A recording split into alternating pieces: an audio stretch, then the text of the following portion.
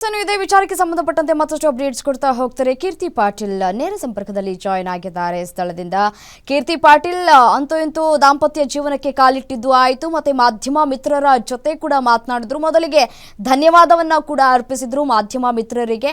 ಮತ್ತೆ ಎಲ್ಲೋ ಒಂದ್ ಕಡೆ ಅಭಿಮಾನಿಗಳಿಗೆ ಇದು ನಿರಾಸೆ ಅಂತ ಹೇಳ್ಬೋದು. ಯಾಕೆಂದ್ರೆ ಅಭಿಮಾನಿಗಳು ಕೂಡ ಕಾತುರದಿಂದ ಕಾಯ್ತಾ ಇದ್ರು ಅವರ ಮದುವೆಯನ್ನ ನೋಡಬೇಕು ಅಂತ ಹೇಳಿ. ಅಭಿಮಾನಿಗಳಿಗೆ ನಿರಾಸೆ, ಮತ್ತೆ ಇನ್ನೂ ಏನೆಲ್ಲ ಮಾತನಾಡಿದ್ರು ಈ ಸಂದರ್ಭದಲ್ಲಿ ಅನುಶ್ರೀ ಅವರು ಅಂತ ಹೇಳಿ ಡೀಟೇಲ್ಸ್ ಕೊಡ್ತಾ ಹೋಗೋದಾದ್ರೆ.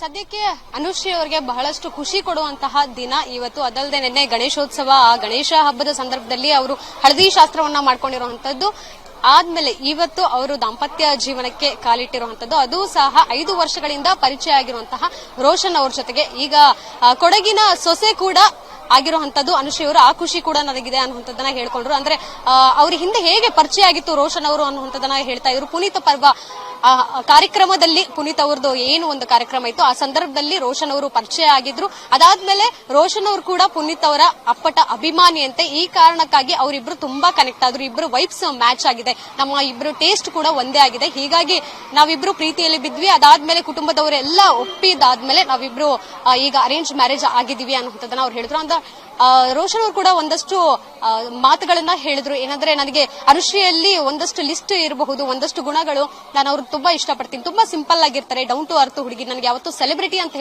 ಅಂತ ಅನ್ಸಿಲ್ಲ. ಯಾವಾಗ್ಲೂ ನನ್ನೊಟ್ಟಿಗೆ ಸಿಂಪಲ್ ಹುಡುಗಿಯಾಗಿ ನ್ಯಾಚುರಲ್ ಆಗಿ ಹೇಗಿರ್ಬೇಕು ಅದೇ ರೀತಿಯಾಗಿ ರಿಯಲಿಸ್ಟಿಕ್ ಆಗಿ ಇರ್ತಾರೆ ಅನ್ನುವಂಥದ್ದನ್ನ ಅವ್ರು ಹೇಳಿದ್ರು. ಜೊತೆಗೆ ಅಡಿಗೆ ವಿಚಾರವಾಗಿ ಕೂಡ ಹೇಳಿದ್ರು. ಮದುವೆ ಆದ್ಮೇಲೆ ನಾನು ಅಡಿಗೆ ಮಾಡ್ತೀನಿ, ಅವ್ರು ಕೂತ್ಕೊಂಡು ತಿನ್ಲಿ ಸಾಕು ಅನ್ನುವಂಥದ್ದನ್ನ ರೋಷನ್ ಅವರು ಹಾಸ್ಯಮಯವಾಗಿ ಹೇಳಿರುವಂತದ್ದು.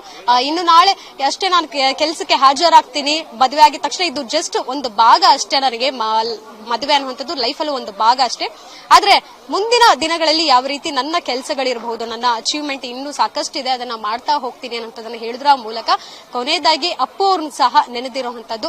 ಪುನೀತ್ ಅವರ ಜಾಗದಲ್ಲಿ ವರುಣ್ ಅವರು ನನ್ನ ಸಹೋದರನಾಗಿ ನಿಂತ್ಕೊಂಡು ಎಲ್ಲ ಕೆಲಸಗಳನ್ನ ಇರಬಹುದು, ಮದುವೆ ಮಂಟಪದಿಂದ ಹಿಡಿದು ಎಲ್ಲವೂ ಸಹ ಸುಸೂತ್ರವಾಗಿ ನಡೆಯುವಂತಹ ಕಾರ್ಯಕ್ರಮವನ್ನಾಗಿ ಇದನ್ನ ಮಾಡಿಕೊಟ್ರು. ಜೊತೆಗೆ ಇದರಲ್ಲಿ ಬಂದಂತಹ ಗಣ್ಯ ವ್ಯಕ್ತಿಗಳ ಬಗ್ಗೆ ಸಹ ಅವರು ಮಾತಾಡ್ತಾ ಹೋದ್ರು.